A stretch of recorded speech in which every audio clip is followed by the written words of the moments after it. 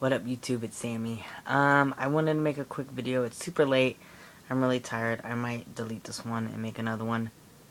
But I wanted to make a quick video about this last weekend. And I went to Gender Odyssey. It was great. I had a lot of fun there. I laughed a lot. And also, I've been to a few conferences over this last year and found them lacking, and I want to say Gender Odyssey had pretty much everything that I was like really starved for, like all the conversations and stuff like that. And I had a really amazing time. I went to some really amazing workshops, met some really amazing people. Dean Spade was keynote speaker on Saturday, and I went up to him afterwards and thanked him. He was pretty much one of the best keynote speakers I've ever listened to. And while we both are trans, that's about as close as our similarities go. I am a person of color, low income, lower class. Have spent a lot of time, like a good portion of my life, homeless. What else? Yeah, about like what is that? Like 2/5 of my life homeless and whatnot. Or something like that. Also, I am a felon. I just have like all these things, but he talked about a lot of things that I really appreciated. And he talked a lot about like the intersections of like power and privilege, and not having power and privilege, and like it's like how like poor and like people of color are criminalized, and like especially like and then you have like trans, poor people, or like people of color, or all three, who are especially criminalized. And talking about how like a lot of movements right now, how it's like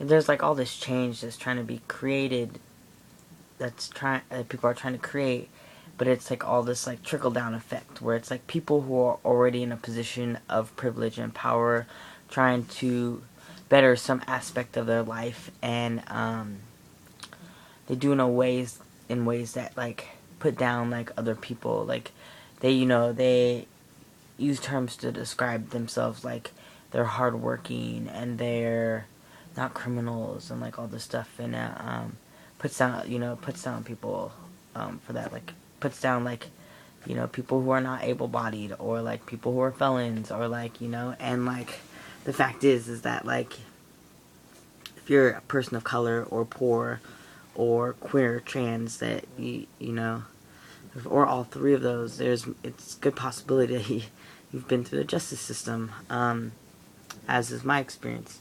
The moral of this is I met him.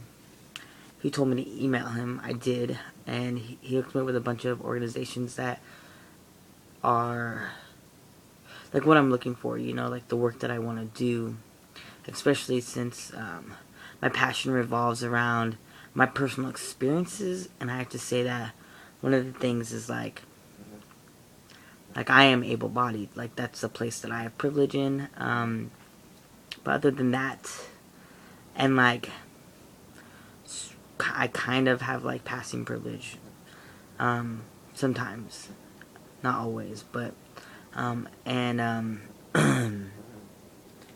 yeah, anywho, like my passions lie in like my own personal experiences with oppression, and that's where also my education lies. Like I'm not like educated through a school or anything like that. All my education around oppression, anti-oppression work, has come from my own experiences with doing it.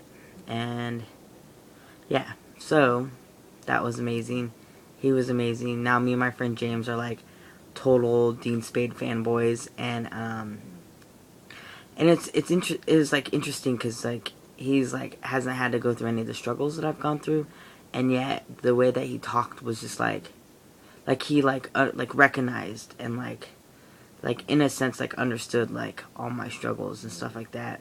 And he's totally on my side, and I really appreciate that. And I like almost was moved to tears by his speech, and like also talking to him afterwards. What else? And then I had this experience where like I really thought this person was cute like throughout the conference, and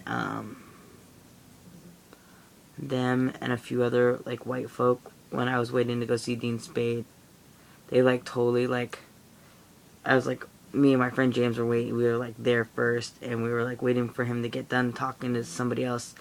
And when they were done, we were going up to speak to like, we were like right there, and then these three kids, like one of them being like the person I thought was attractive, like all like, you know, like white kids and whatnot, they kind of like just like bum rushed him and like did this thing where like it was like kind of like they were blocking us out of the way or something.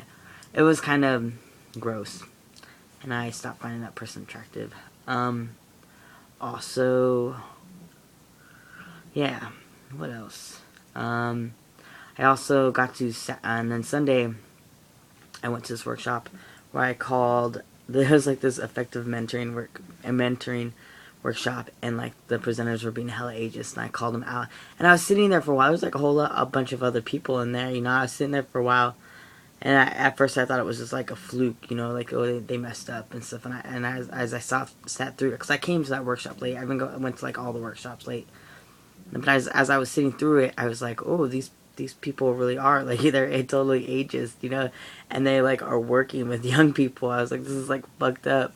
So I called them out on it, and after, I was just like, it was just really gross. So I finally called them out. I called them out on it, and then after I called them out, you know, other people started speaking up too and being like, oh yeah, that's fucked up. But I like totally have been like channeling the energy of the honey badger, because I have not been giving a fuck.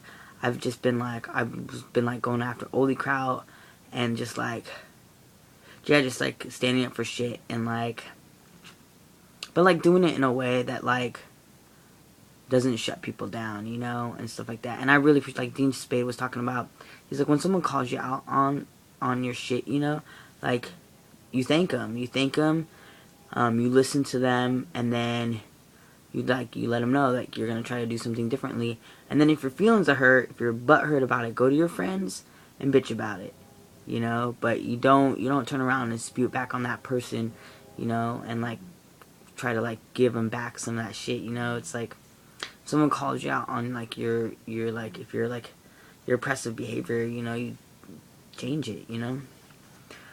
So, with that, I'm hoping to get hooked up with some of these organizations, which would be amazing.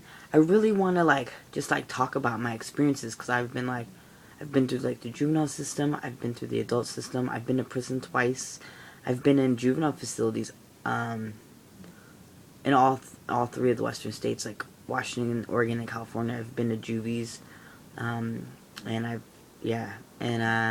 as a trans person, I've been to prison, more than once, and struggle with, like, because I have these a lot of hopes and aspirations. Like, I want to be an underwater welder, but the thing is like, I have felonies. I have a secondary robbery, which is considered, it's a strike offense, so I have a strike on my record, a crime that I committed when I was 18, and it's considered a violent crime. I didn't hurt anybody.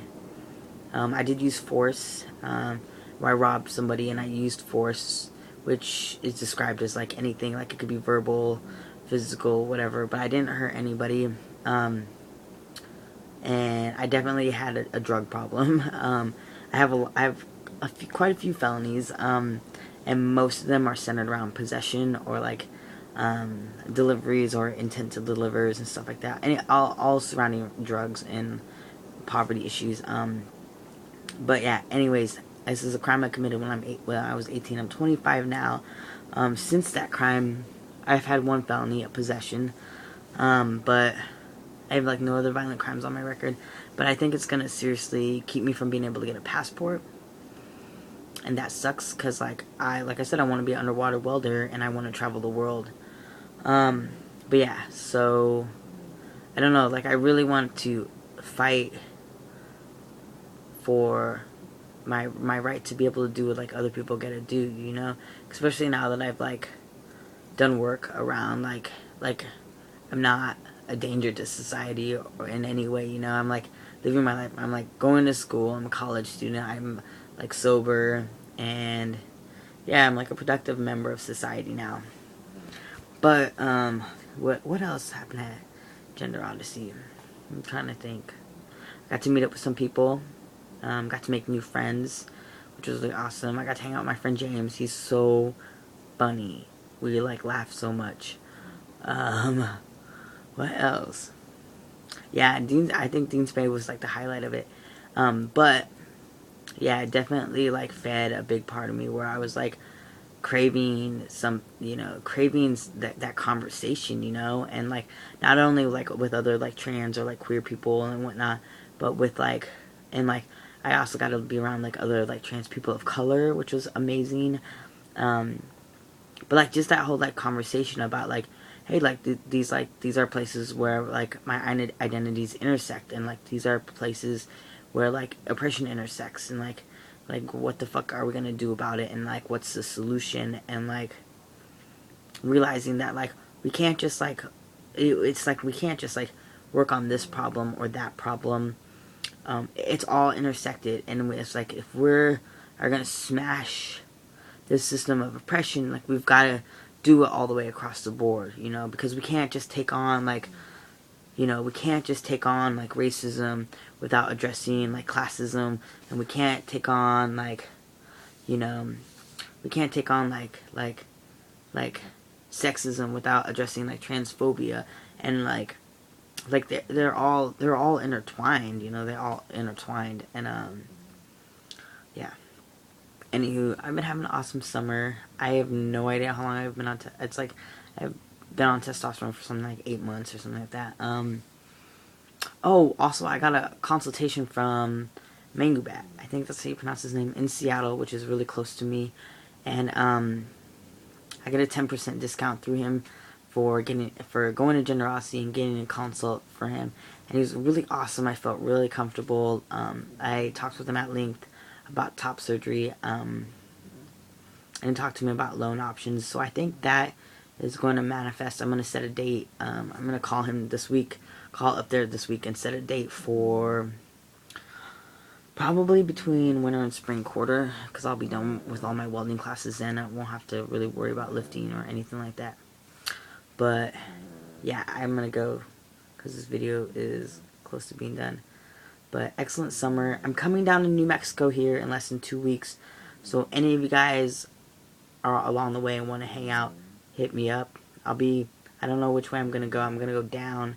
But anyway, I'm going to go to New Mexico, and then I'm going to come up the coast and surf. So any of you guys are like along that route, hit me up, because yeah, I'll have my board and wetsuit and look and have some fun. Alright, so I'll talk to you guys later. Bye.